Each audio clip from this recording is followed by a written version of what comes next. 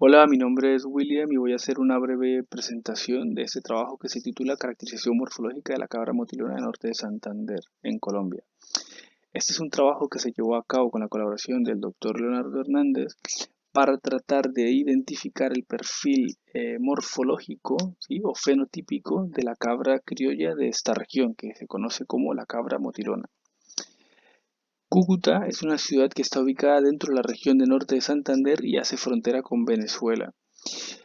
Es una ciudad, mm, digamos, sí, tiene un clima tropical, eh, cuya temperatura oscila entre los 22 y los 36 grados centígrados a lo largo del año. Está a una altura de 320 metros sobre el nivel del mar y podemos decir que es una ciudad en donde hay un alto porcentaje de humedad en el ambiente, ¿vale? Esto hace que sea, bueno, pues un ambiente bastante caluroso, ¿no? Caluroso y húmedo.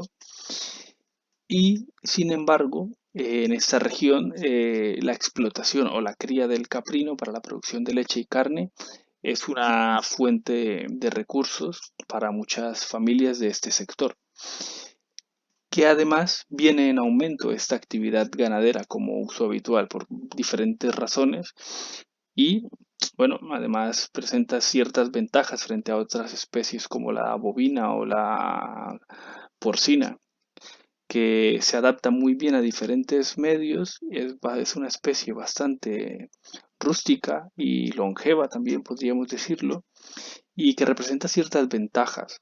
Por esta razón, digamos que es uno de los puntos clave que nos hace plantear este trabajo, ¿vale? El de la identificación morfológica de esta especie que tiene una importancia bastante relevante para esta región.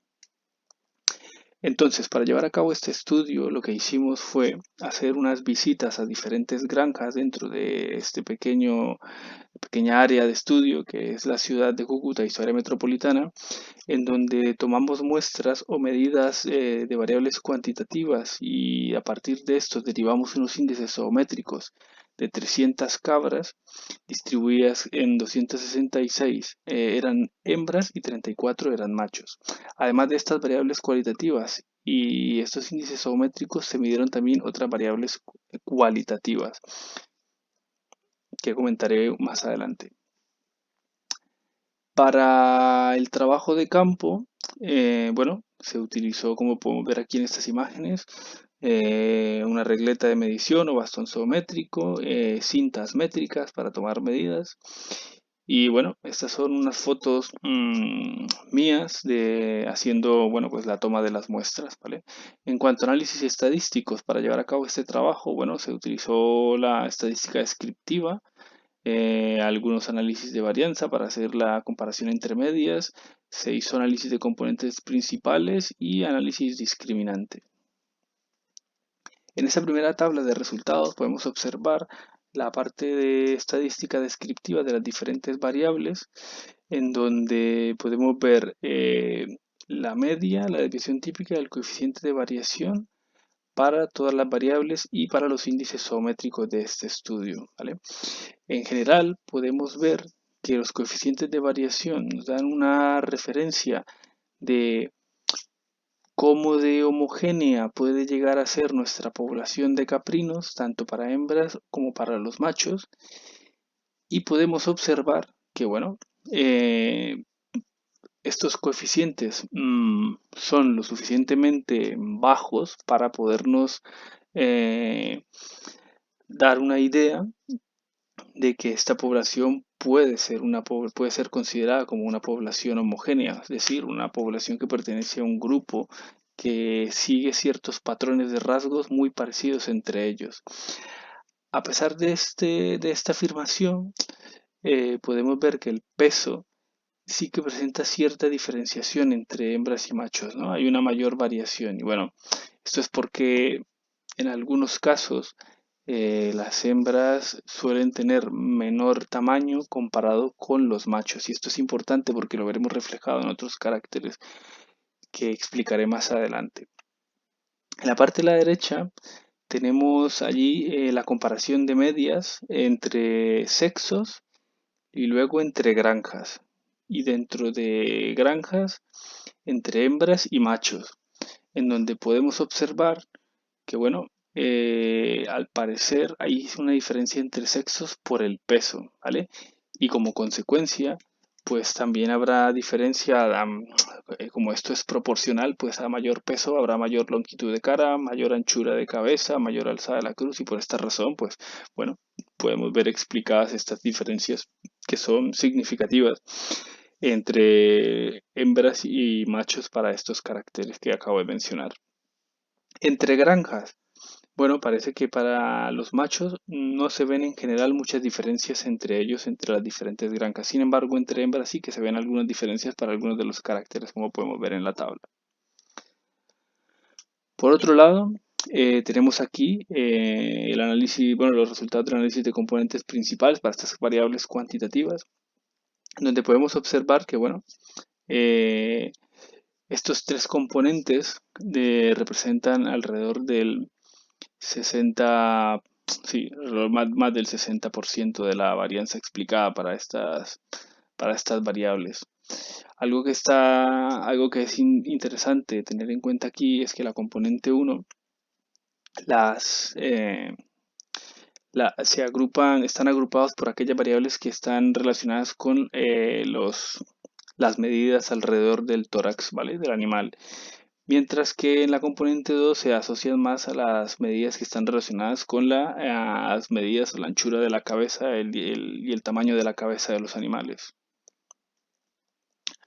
Con respecto al análisis discriminante para estas mismas variables cuantitativas, podemos observar que, bueno, eh, como lo hemos visto antes en la tabla de descriptivos, el peso, la longitud de la cabeza, la longitud de la cara, la alzada de la cruz, la anchura de la cabeza son variables, digamos, que discriminan y esto pues puede ser también proporcional a esto que he mencionado antes, que hace referencia a lo del tamaño, ¿vale? Y por esta razón, bueno, podemos decir que el tamaño juega un papel importante y aquí parece ser que los animales, los machos, tienden a ser más robustos, más grandes, sí, más grandes que las hembras, que tienden a ser más bien más delgadas y más pequeñas. Por otro lado, también se tomaron algunas medidas cualitativas que mostraré aquí algunas fotos de algunos caracteres, algunas características morfológicas que fueron observadas, ¿vale? Que son como el tipo de cuernos, lo que son las mamelas o zarcillos, la línea dorsolumbar, la longitud de las orejas, incluso la posición también. Son cosas que hacen referencia a características cualitativas que fueron también estudiadas en este trabajo. No mostraré aquí tablas porque es una tabla grande y prefiero mejor que lo consultes y lo veas con mayor detalle en el trabajo, pero sí comentarte que, bueno, que aquí tratamos de hacer algo bastante, digamos, como general, muy básico, ¿vale? No tratamos de entrar al detalle de cada uno de estos caracteres porque muchas veces estas medidas pueden llegar a ser algo subjetivas y a veces difíciles de comparar. Entonces, bueno, hemos intentado hacer allí un análisis de chi cuadrado para identificar también si podemos observar algunas diferencias o algunos patrones que nos den indicios de dimorfismo sexual y tratar de encontrar allí algunas respuestas algunas respuestas a nuestras incógnitas, ¿vale? Comparadas con la homogeneidad de esta población y si hay dimorfismo sexual también.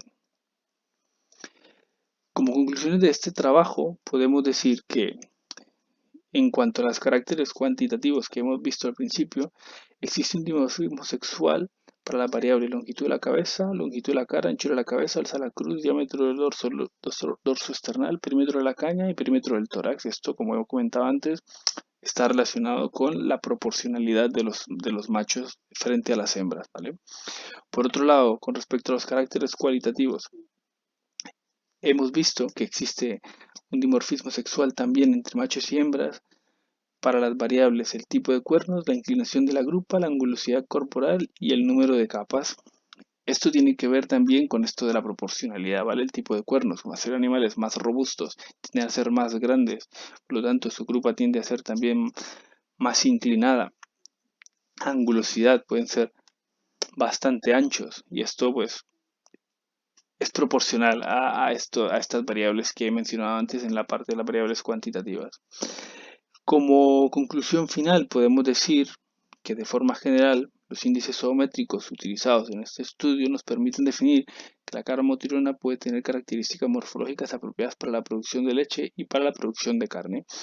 Aquí los invito a que consulten mi trabajo y observen por qué razón venimos a concluir esto.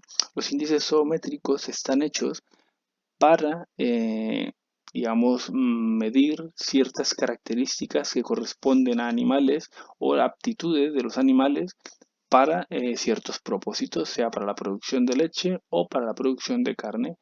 O también nos permite identificar sus habilidades maternas o habilidades también de rusticidad y rusticidad. Esta es la pequeña presentación que quería hacer y bueno, gracias por su atención.